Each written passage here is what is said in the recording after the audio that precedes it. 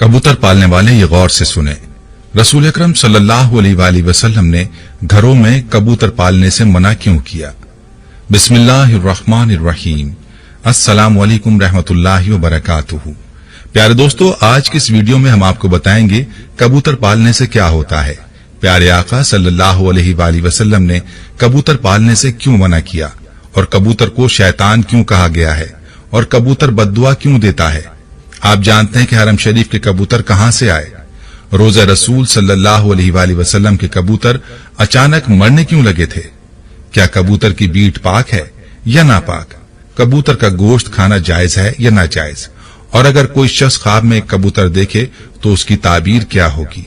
हमारी आज की वीडियो में हम आपके साथ कबूतर के हवाले से इंतहाई हैरत अंगेज मालूमात शेयर करने जा रहे हैं। सबके बारे में जानने के लिए आपसे गुजारिश है कि वीडियो को स्किप किए बगैर आखिर तक लाजमी देखिएगा, और अगर आप हमारे चैनल पर नए हैं तो हमारे चैनल को सब्सक्राइब कर लें। दोस्तों, कबूतर एक ऐसा खूबसूरत और दिलकश परिंदा है जो हर किसी को अच्छा लगता है, और यही वजह है कि ये परिंदा अक्सर घरों में पाया जाता है और घरों के अलावा अक्सर मज़ारों पर भी मौजूद रहता है। तफसीर रूहुल बयान में लिखा है कि अल्लाह के पैगंबर हजरत नूह अलैहिस्सलाम की कश्ती जूदी पहाड़ पर ठहरी तो अल्लाह के पैगंबर अलैहिस्सलाम ने तूफान के हालात मालूम करने के लिए एक कौवा भेजा कि जाओ और जमीन का जायजा लेकर आओ कि जमीन पर कितना पानी बाकी है, पानी खुश्क हुआ या नहीं। तो कौवा वहां से उड़ गया और उसे कोई मुर्दार मिल गया, और कौवा उस मुर्दार को खाने में मशगूल हो गया और फिर वापस पलटकर नहीं आया। उसे अल्लाह के पैगंबर का हुक्म भूल गया। उसके बाद हजरत नूह अलैहिस्सलाम ने कबूतर को जमीन का जायजा लेने के लिए भेजा, जो वापस आ गया। उसे पांव रखने की जगह ना मिली, उसे दोबारा भेजा गया तो फिर वापस आ गया। चंद दिन बाद उसे फिर भेजा गया तो अपनी चोंच में जैतून की एक टहनी लिए हुए था। उससे नूह अलैहिस्सलाम ने मालूम कर लिया कि पानी जमीन से कुछ ही ऊंचा रह गया है और दरख्त वगैरह उग चुके हैं। कुछ दिन बाद उसे फिर भेजा गया। इस मर्तबा वो वापस लौटा तो उसके पांव खाक आलूद थे। नूह अलैहिस्सलाम समझ गए कि तूफान रुक गया है और जमीन खुश्क हो चुकी है। सीरत की किताबों में ये वाकया मौजूद है। इसी की बिना पर सीरत निगारों का कहना है कि कबूतर का आना सलामती की अलामत था और उसकी चोंच में जैतून की टहनी नूह अलैहिस्सलाम की बादशाहत की तरफ इशारा थी। हजरत नूह अलैहिस्सलाम कबूतर की इस जहानत से बहुत खुश हुए और कबूतर को अमन और सलामती की दुआ दी। ये इसी दुआ की बरकत है कि लोग आज भी इसे अच्छा समझते हैं। यही वजह है कि कबूतर इंसानी आबादी से मानूस है और कव्वे को खौफ की बद्दुआ दी। यही वजह है कि इंसानी आबादी से हरासा रहता है, और यही वजह है कि लोग इसे मनहूस समझते हैं। हजरत सुलेमान अलैहिस्सलाम ने फरमाया कि कबूतर ऐसा परिंदा है जो अल्लाह ताला और अंबिया अलैहिस्सलाम को प्यार करने वाला परिंदा है। कबूतर अल्लाह ताला और उसके अंबिया किराम अलैहिस्सलाम से दुनिया के तमाम परिंदों से ज्यादा प्यार करता है, और सब परिंदों की निस्बत कबूतर सबसे ज्यादा इबादत गुजार परिंदा है। कहा जाता है कि कबूतर जब भी जागता है अल्लाहू अल्लाहू का विर्द करता है और दिन रात अल्लाह ताला की इबादत में गुजारता है। कबूतर सब परिंदों की निस्बत ज्यादा बुलंदियों तक जा सकता है। ये बहुत ऊंचा उड़ता है, जबकि कबूतर का पीछा अकाब करता है, और जब अकाब कबूतर का शिकार करने के लिए इसे पकड़ने की कोशिश करता है तो कबूतर खुद को बचाने के लिए बहुत ज्यादा बुलंदी पर चला जाता है। इसलिए अकाब के लिए इतनी ऊंचाई पर जाना मुश्किल हो जाता है और कबूतर खुद को बचाने में कामयाब हो जाता है। शायद वो ये सोचता है कि मैं जितना ऊंचा उड़ूंगा उतना ही अल्लाह के पास पहुंच जाऊंगा। नाज़रीन, फुक़हा के नजदीक घरों में शौकिया परिंदे रखना या कबूतर पालना जायज है। शर्त यह कि इसकी ग़िज़ा सर्दी, गर्मी और बारिश से हिफाजत का इंतजाम किया जाए, और जब अहले खाना कहीं घर से बाहर जाएं तो उनकी ग़िज़ा और देखभाल का मुनासिब इंतजाम करके जाएं। मगर परिंदों को सताने के हवाले से मुमानियत है। जैसा कि अबू दाऊद में है कि हज़रत अब्दुल्ला इब्न मसूद रज़ी अल्लाह ताला अन्हु की रिवायत करदा एक हदीस में कबूतर का जिक्र मौजूद है कि कबूतर अल्लाह के पैगंबर इमामुल अंबिया जनाब मोहम्मद मुस्तफ़ा सल्लल्लाहु ताला अलैहि वसल्लम के सर अनवर पर मंडला रहा था और अपनी जबान से शिकायत कर रहा था कि किसी ने उसके घोंसले से अंडे उठा लिए हैं। हुजूर ताजदार खत्म नबूवत सल्लल्लाहु अलैहि वसल्लम ने सहाबा किराम रिज़वानुल्लाहि अलैहिम अजमईन में यह ऐलान किया कि किसने इस कबूतर के अंडे उठाए हैं। एक सहाबी रज़ी अल्लाह ताला अन्हु ने अंडा उठाना कबूल किया तो आप सल्लल्लाहु अलैहि वसल्लम ने उन्हें हुक्म दिया कि अंडे इसके घोंसले में वापस रख दिए जाएं।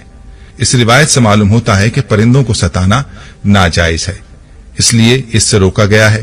परिंदों की बद्दुआ लगती है, کیونکہ کبوتر بھی ان پرندوں میں شامل ہے جو کہ انبیاء علیہم السلام کا پسندیدہ رہا ہے۔ اس لیے اگر کبوتر کو ستایا جائے تو کبوتر بھی بد دعا دیتا ہے، لہذا کبوتر کو ستانے سے اجتناب کرنا چاہیے۔ دوستو، مکہ پاک تو آپ گئے ہوں گے، اگر نہیں گئے تو اللہ سے دعا ہے کہ اللہ تعالیٰ آپ کو اپنے گھر کی زیارت نصیب فرمائے، آمین۔ مکہ مکرمہ میں مسجد الحرام کے اطراف ثواب کی امید سے کبوتروں کی بڑی تعداد کو گندم ڈالتے ہوئے بہت سے لوگ نظر آتے ہیں۔ جیسے ہی اس مقدس شہر کی سرزمین پر پاؤں رکھا جائے تو کبوتروں کے جھنڈ لوگوں کا استقبال کرتے دکھائی دیتے ہیں۔ گردنوں کے نزدیک نیلے یا سبز مائل پروں والے کبوتر خصوصی اہمیت کے حامل ہوتے ہیں، اس لیے احرام کی حالت میں یا اس کے بغیر بھی کسی طور پر ان کبوتروں کا شکار جائز نہیں ہے۔ ان کے شکار یا قتل کی صورت میں فدیہ واجب ہو جاتا ہے۔ ایک روایت میں ہے کہ یہ کبوتر ان کبوتروں کی نسل سے ہیں جنہیں رسول اللہ صلی اللہ علیہ وآلہ وسلم کے غار ثور میں قیام کے دوران غار کے دروازے پر گھونسلے بنا ڈالے تھے اور انڈے دے دیے تھے۔ ایک دوسری روایت کے مطابق حرم مکہ کی کبوتروں کی نسل کا تعلق ان ابابیل پرندوں سے ہے جو سمندر کی جانب سے آئے تھے اور انہوں نے اپنے پنجے میں پتھر اور کنکریاں تھام رکھی تھیں تاکہ بیت اللہ کو منہدم کرنے کے ارادے سے آنے والے یمن کے بادشاہ کو باز رکھا جائے، کیونکہ وہ بیت اللہ کو منہدم کرنے کی نیت سے آیا تھا۔ یمن کے بادشاہ سے مراد یعنی حبشہ کا بادشاہ، جسے آج کل ایتھوپیا کہا جاتا ہے۔ ایتھوپیا کا پرانا نام حبشہ ہے۔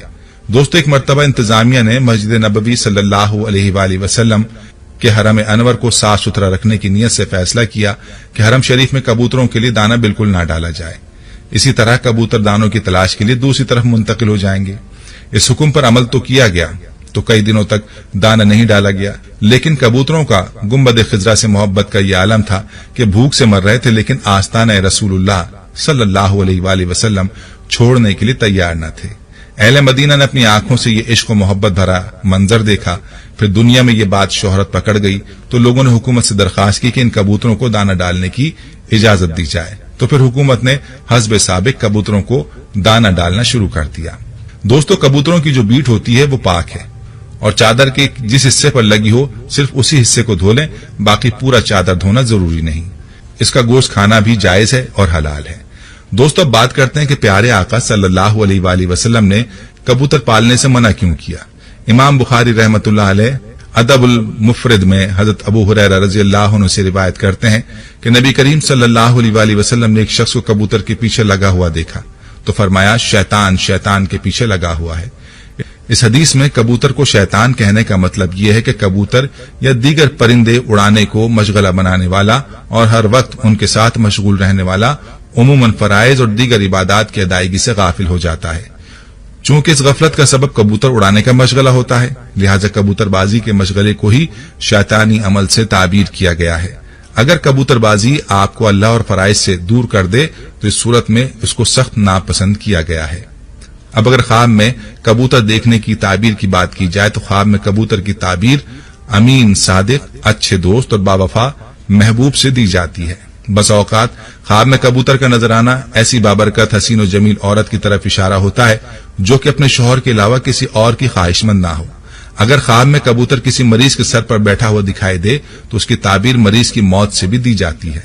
اگر آدمی کبوتر اور کوے کو ایک جگہ جمع کر کے یعنی ان کو ایک جگہ دیکھ لے تو تعبیر یہ ہوگی کہ وہ قوم کی قیادت کرے گا، کیونکہ ہر وہ چیز جو خواب میں اپنے غیر جنس کے ساتھ جمع ہو اس کی تعبیر قیادت سے ہوتی ہے۔